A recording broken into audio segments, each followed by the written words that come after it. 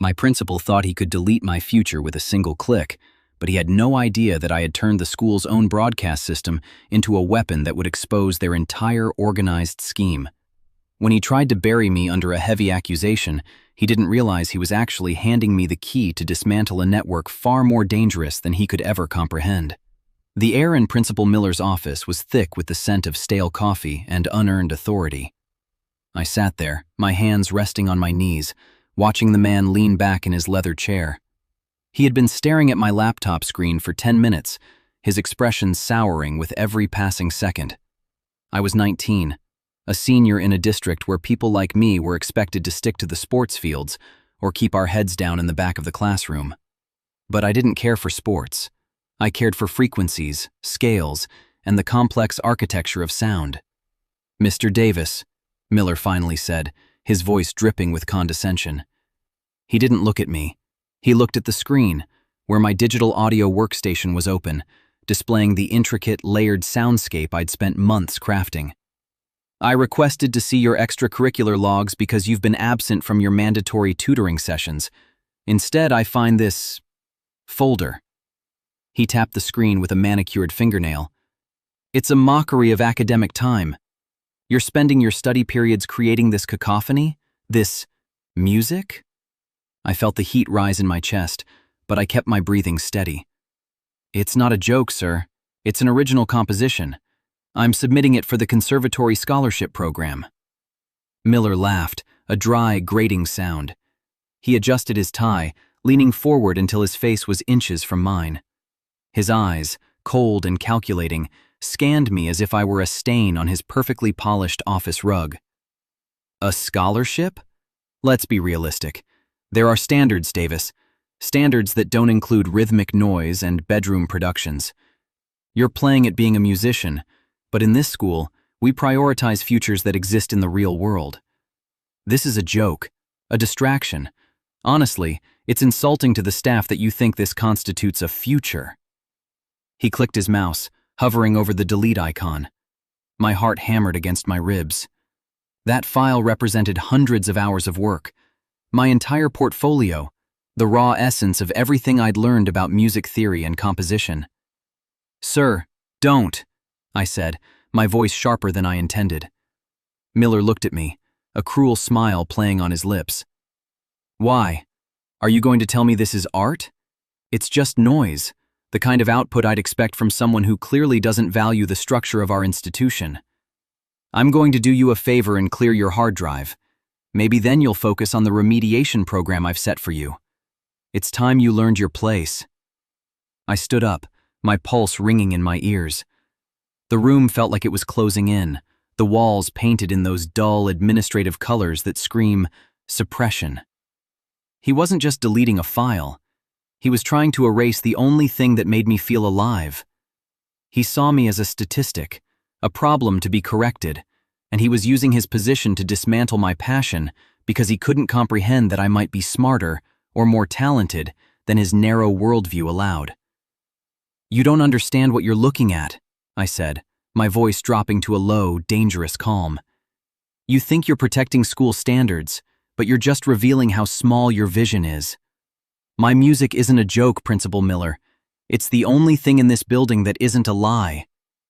Miller's finger hovered over the yes button of the deletion prompt. He looked up at me, his eyes filled with a smug, dismissive pity. "Save the dramatics for the theater department, Davis. You're out of time, and frankly, you're out of chances." He moved to click the mouse, but at that exact moment, the heavy oak door to his office swung open. The school's head of board, a woman known for her icy demeanor and intolerance for administrative scandals, stepped in, flanked by two people I didn't recognize. Behind them was Mr. Henderson, the school's music director, a man who had secretly been mentoring me for months, his face pale and eyes wide with frantic energy. "Miller," the board head commanded, her voice cutting through the silence like a blade. "Stop what you are doing immediately." Miller froze, his finger still hovering over the button, his face turning an unsightly shade of mottled red. He didn't turn around, but I saw his hand tremble. "Ma'am, I was just dealing with a disciplinary issue regarding..." "I don't care about your disciplinary issues," she snapped, stepping further into the room.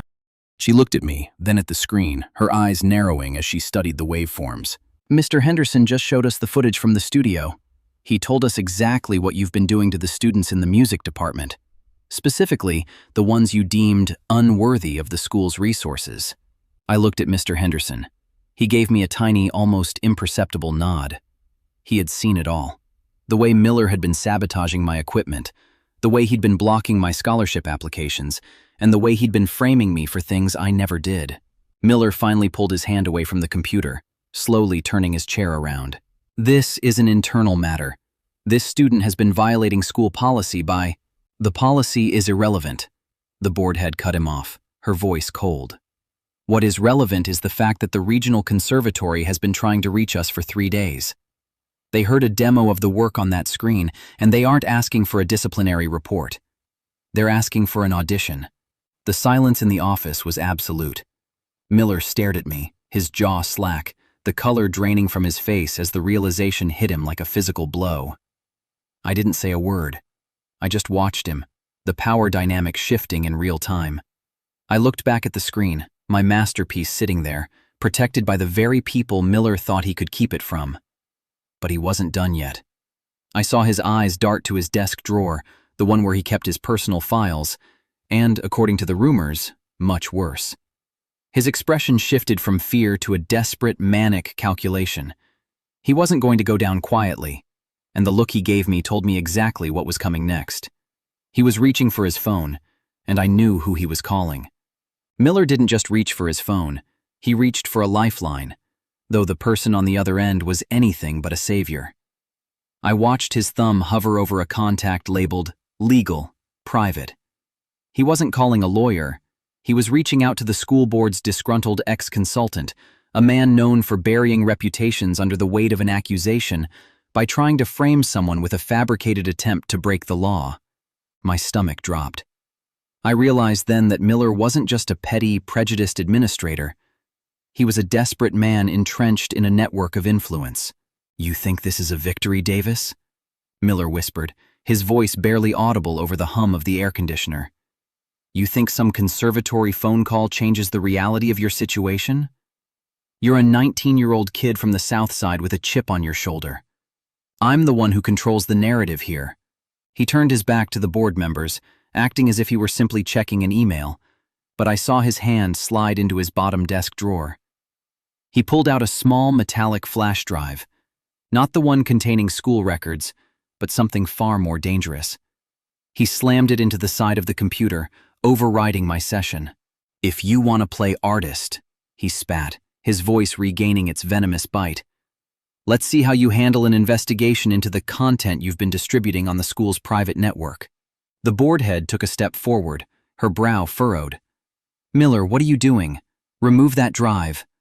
"I'm merely presenting evidence of a severe breach of conduct," Miller countered, his fingers dancing across the keyboard with rehearsed precision. "I found these files on the server earlier this week. It's not just music. It's evidence of links to a group involved in distributing prohibited substances. This isn't a student, Madam Chair. This is a liability." My blood ran cold. The sheer audacity of the lie was suffocating. I had never touched a prohibited substance in my life, but he was crafting a narrative so specific, so toxic, that it would effectively destroy my life before I even had a chance to defend myself. He was laying the groundwork for a heavy accusation, a permanent stain that no conservatory scholarship could ever wash away. Mr. Henderson surged forward, his face flushed with rage. "That's a fabrication, you absolute monster. You've been setting him up for months. I saw you talking to those guys in the parking lot, the ones you're in an organized scheme with." Miller didn't flinch. He smirked at the board head.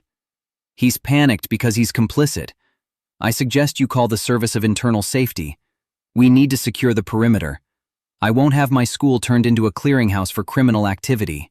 The air in the room shifted from confusion to cold, hard dread. The board head looked at me, her eyes clouded with doubt. The power of a false accusation, especially when backed by someone in a position of authority, is a terrifying thing. I saw her hand reach for her own phone. She wasn't calling the police. She was calling the internal review board. "I'm innocent," I said, my voice trembling but firm. "Check the timestamps, check the logs. He's been in my workspace when I wasn't here." Miller laughed, a hollow, victorious sound. "Logs can be wiped, Davis. Everyone knows that. By the time they finish their investigation, you'll be lucky if you're not facing an enormous term in a facility. You really shouldn't have challenged me." He pressed enter. Suddenly, the speakers in the office, the high-end studio monitors I'd been working on, began to blast a distorted, aggressive audio file.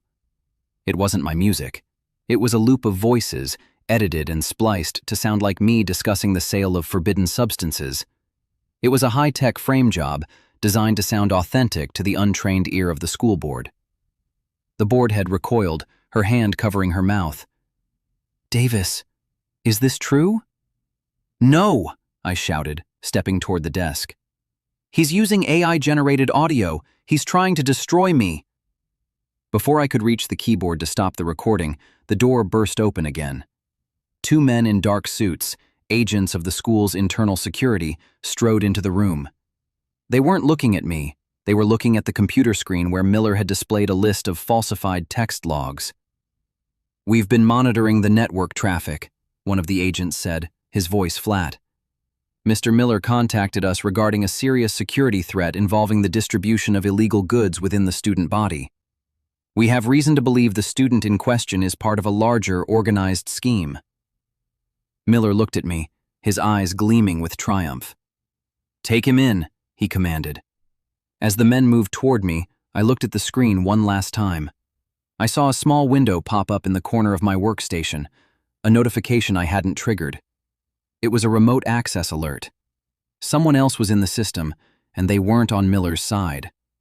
I caught a glimpse of a username, Ghost Signal 01. A flicker of hope ignited in my chest, but as the security agents grabbed my arms, the screen went black, and I realized the evidence of my innocence might have just been deleted along with the evidence of his crime.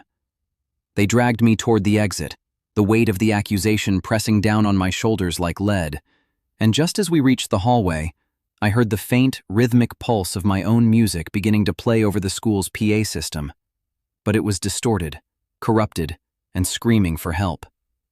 Miller grabbed my shoulder, leaning in to whisper in my ear, "Goodbye, genius. Your future just ended." The grip of the security guards was bruising, their fingers digging into my shoulders like iron clamps. As they marched me toward the administrative wing exit, the halls of the school, usually filled with the chaotic energy of students, felt like a funeral procession. The music emanating from the PA system had shifted. It was no longer just a garbled loop. It was the raw, uncompressed tracks of my symphony, but layered over them was a series of rhythmic, digital stutters. To the average listener, it sounded like a glitch. To me, it was a heartbeat. It was code. "Keep walking, Davis," one of the guards muttered, pushing me forward. "You've got a long road ahead of you. These sorts of accusations don't just disappear."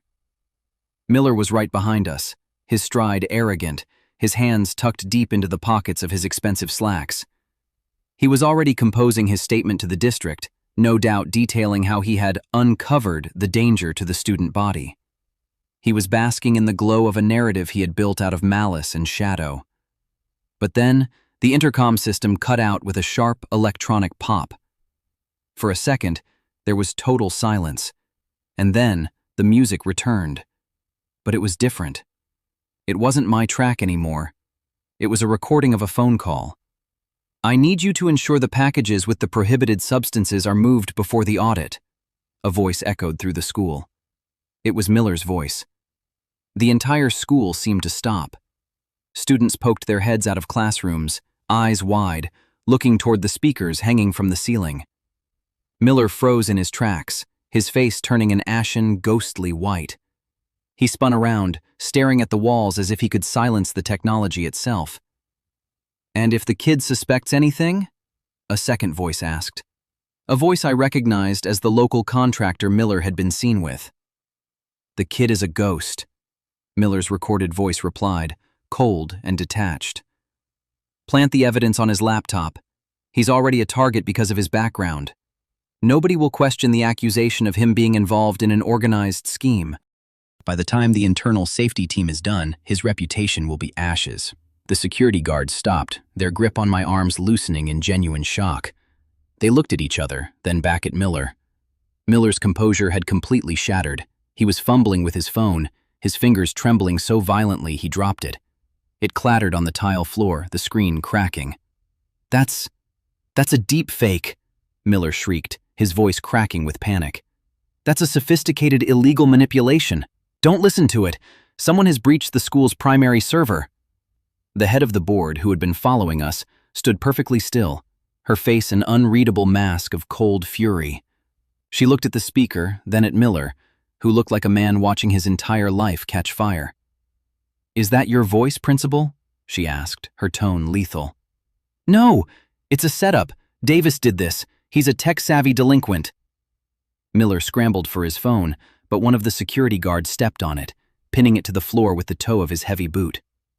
"Internal safety will determine whose voice that is, Miller," the guard said, his voice now devoid of the reverence he'd held for the principal only minutes ago. "And they'll have plenty of time to analyze it, considering you just tried to frame a student for a felony." I felt the adrenaline surge, a rush of pure, unadulterated vindication. The Ghost Signal 01 user hadn't just saved my files, they had hacked the very system Miller used to orchestrate his lies. I looked at the school's security cameras, the little red lights blinking steadily, and realized that someone had been watching Miller long before I ever walked into his office. But as the realization of my salvation set in, I noticed something else. The board head wasn't just looking at Miller with disgust, she was looking at me with a kind of terrified awe. "Mr. Davis," she said, her voice unusually soft. "Who helped you do this? Because that audio isn't just a recording. It was pulled from a secure encrypted cloud server that hasn't been accessed in years. How did you get that?" "I didn't," I whispered truthfully. "I have no idea who that is." Suddenly, the fire alarm triggered, a piercing, deafening wail that shook the very foundation of the building. The hallway lights flickered and died, replaced by the red, strobing glow of the emergency system. Chaos erupted. Students began pouring out of classrooms, and in the confusion, I saw a figure in a black hoodie near the stairwell. They weren't a student. They were holding a tablet, their fingers flying across the screen. I bolted, weaving through the crowd toward the stairwell, desperate to see who had risked everything to clear my name. I reached the landing just as the figure turned to face me. I expected a fellow student, maybe a fellow musician, but the person who stood there was someone I had never seen before in my life. They were tall, wearing a mask that obscured their face, and they held up a finger to their lips in a gesture of silence. They dropped a small, encrypted drive at my feet and whispered, "The music was the key, but the evidence isn't just about Miller. You were never just a student to them, and this building is a front for something much bigger than a principal's vendetta."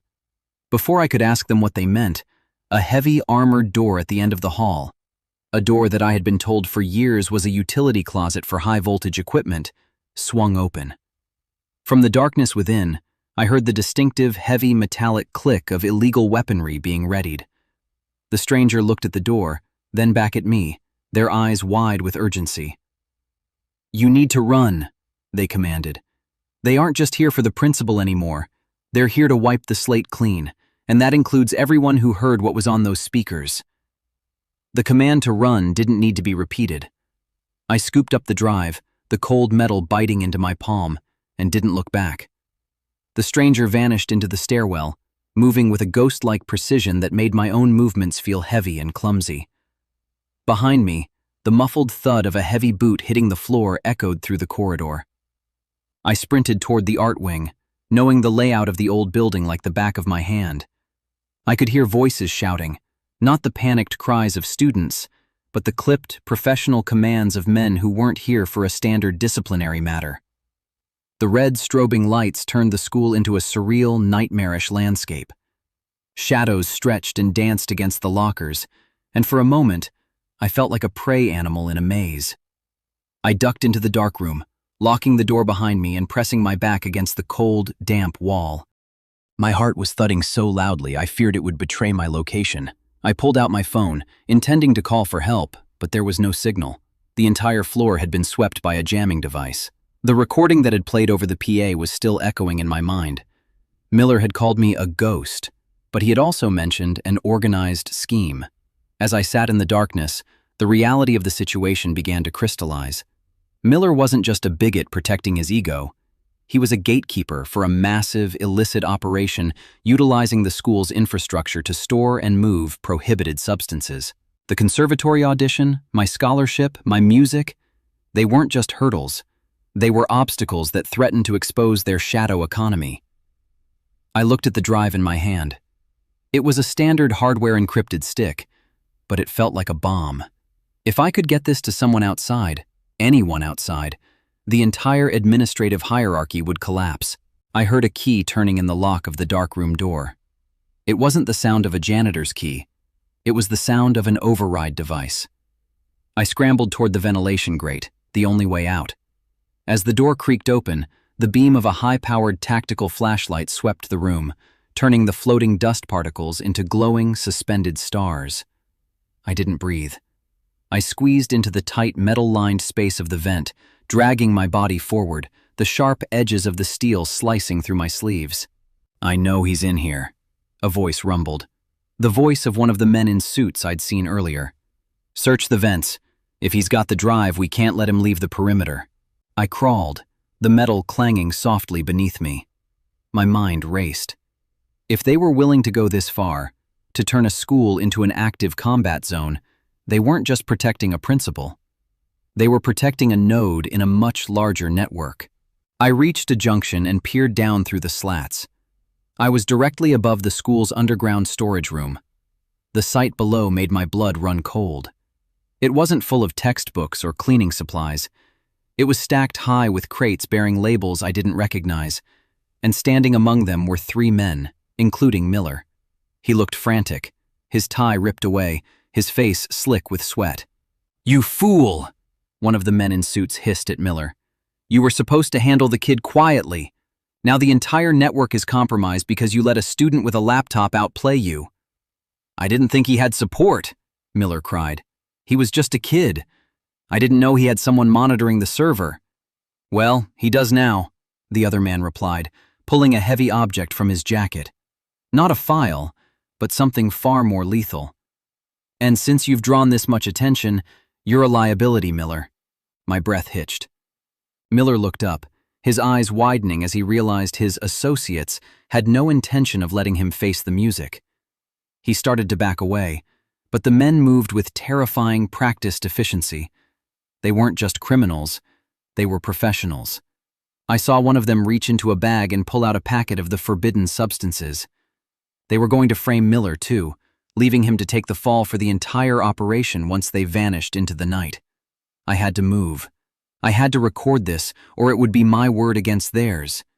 I pulled out my phone, the screen glowing in the dark, and pressed record. I pushed the lens through the slats, capturing the faces, the crates, and the weapon. "Did you hear that?" the man below suddenly asked, tilting his head toward the ceiling. He looked directly up at the vent. His eyes locked onto the faint glow of my screen. A slow, predatory smile spread across his face as he reached for a small, remote-controlled device on his belt. With a sharp click, the floor beneath me began to shudder. It wasn't a collapse.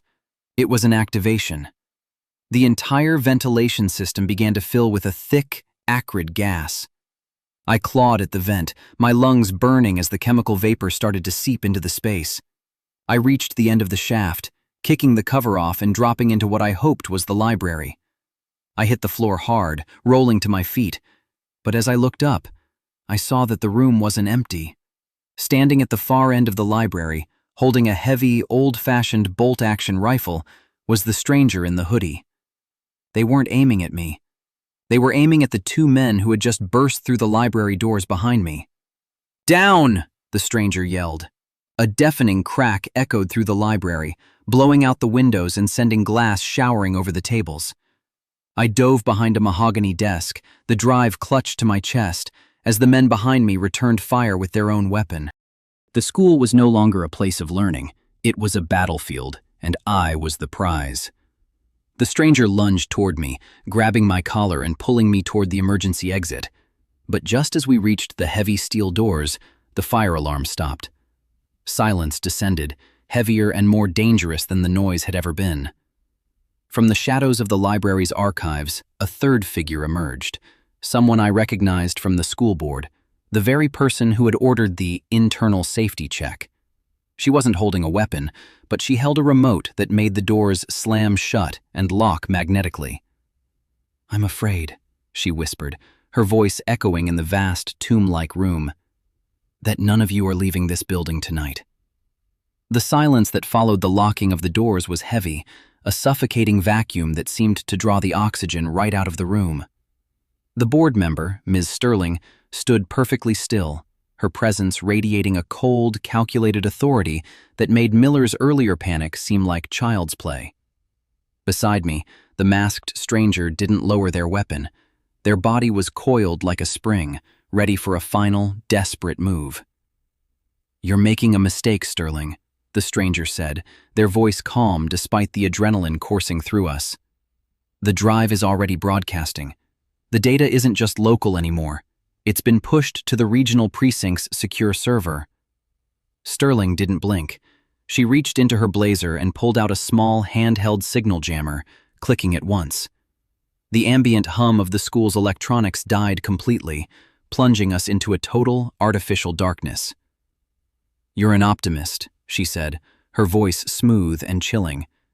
"You think the law works the way the brochures say it does. You think that because you have a bit of digital evidence, you've won.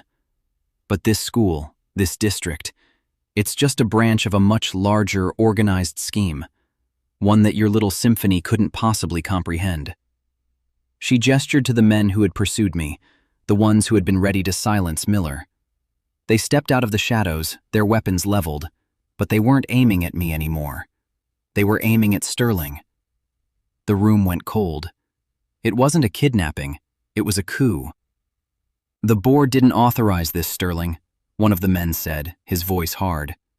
"You went off script the moment you involved the student. You were supposed to keep the operation quiet, not turn the school into a public spectacle." "I did what was necessary," Sterling spat back. "That boy's music was the perfect cover. It drew the attention, it created the noise, and it allowed us to mask the outgoing shipments. I never intended for him to get this close to the server."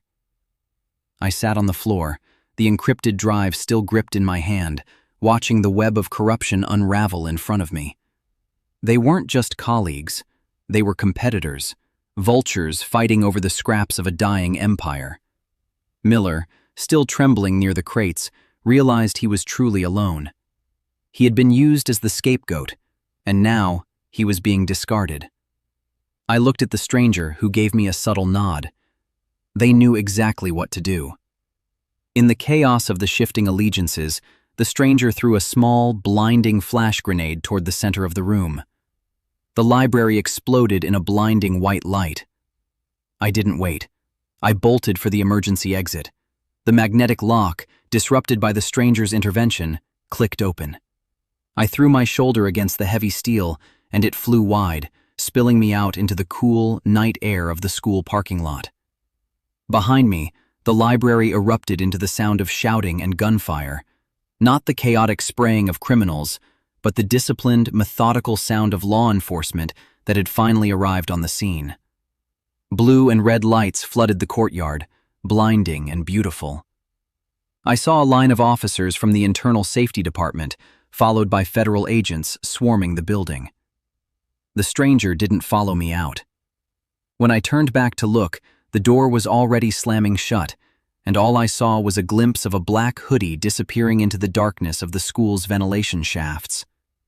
The next few weeks were a blur of depositions, legal interrogations, and headlines.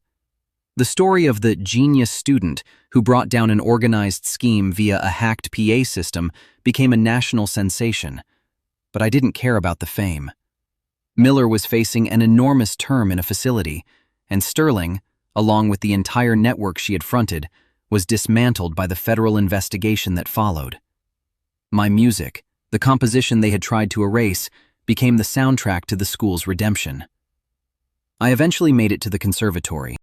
On the night of my debut performance, I stood on the stage, the spotlight washing over me. I wasn't just playing notes, I was playing the resonance of survival. I looked out into the crowd and saw a figure in the back, wearing a simple black jacket, holding a small encrypted drive, the original one. They nodded once, a brief acknowledgement of the truth we had uncovered together, and then they turned and walked into the lobby, fading into the crowd like a note that had finally reached its resolution. I sat down at the piano, the keys cool and inviting under my fingers. As I played the opening chords of my symphony, the same piece that had once been dismissed as a joke, I realized the true power of my craft. They had tried to silence me, tried to define me by their own limitations, but they had forgotten that a melody, once released, cannot be unheard. The school, the office, the lies, they were all just a dissonant bridge in the song. Now, finally, the melody was mine, and it was playing, clear and resonant, into the future I had earned.